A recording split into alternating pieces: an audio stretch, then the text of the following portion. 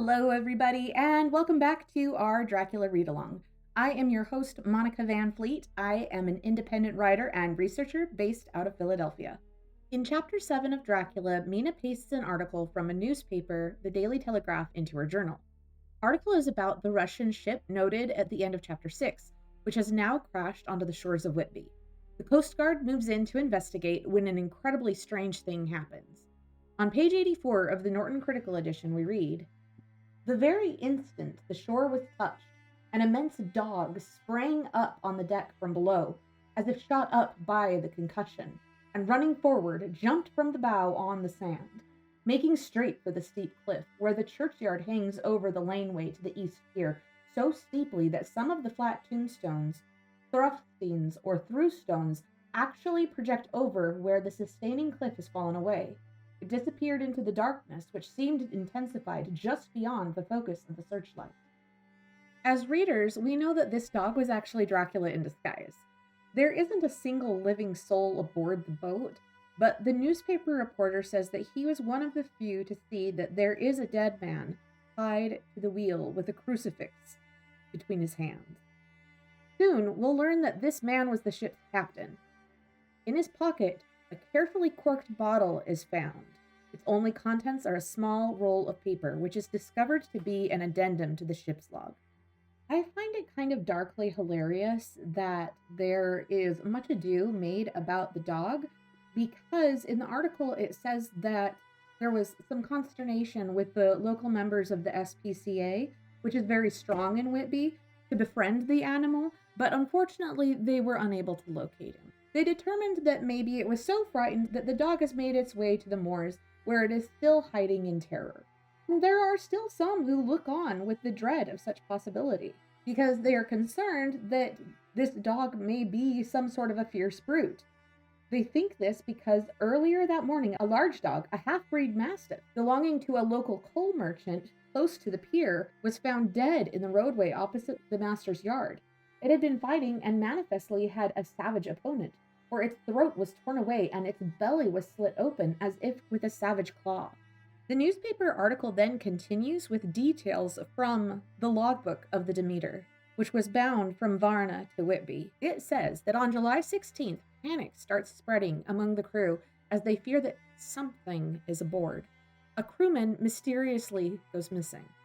On July 17th, a sailor reports seeing a tall, thin man on deck who is unlike any of the crew, but a search of the ship reveals nothing.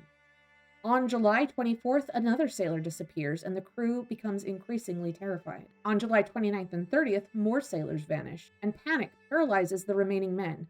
Only the captain and first mate and 2 deckhands are left. On August 2nd, another crew member vanishes, leaving only the captain and the first mate. On August 3rd, the first mate begins to lose his sanity, claiming to see a ghostly figure. He rushes below deck to the hold, screaming, and throws himself into the sea. On August 4th, the captain, left entirely alone with the cargo of wooden boxes, ties himself to the steering wheel with the rosary beads and a crucifix. He is determined to stay with the ship as the gallant captain until the bitter end. Well, as readers, we know that it is Dracula that is menacing the crew of the Demeter. We don't know things like, how often does Dracula need to feed? The logbook seems pretty normal on July 6th, and the first crewman that goes missing is on July 16th. By the time the ship arrives in Whitby, there isn't a single soul left alive. So we have to wonder how much of this log is really just Dracula playing with his food. The find of the Demeter's ship log lets readers in on what the characters don't yet know. It also details a refusal to share information that becomes an ongoing problem, which becomes critical to the plot of Dracula. This pasting of a newspaper article is one of the first really clear instances where we see Mina's ability to research and document events. The chapter continues with an entry in Mina's journal on August 8th. Mina says that Lucy was very restless all night and that she too could not sleep because the storm was so loud and fearful. On August 10th, she says that they attend the funeral of the poor sea captain. During the funeral, Lucy and Mina are sitting on their favorite bench with a man and his dog that Mina has seen often. She says that the man and dog are both quiet and generally very gentle, but during the funeral, the dog becomes agitated and overcome with what Mina calls a sort of fury, and its eyes become savage, and all of its hair starts bristling out like a cat's tail. Finally, the man gets angry and has to deal with the dog, and the whole event upsets Lucy greatly. Mina says that she's sure that she will be dreaming of this tonight. She's not sure why Lucy is so upset, and she's uneasy that Lucy isn't telling her about a cause for the restlessness.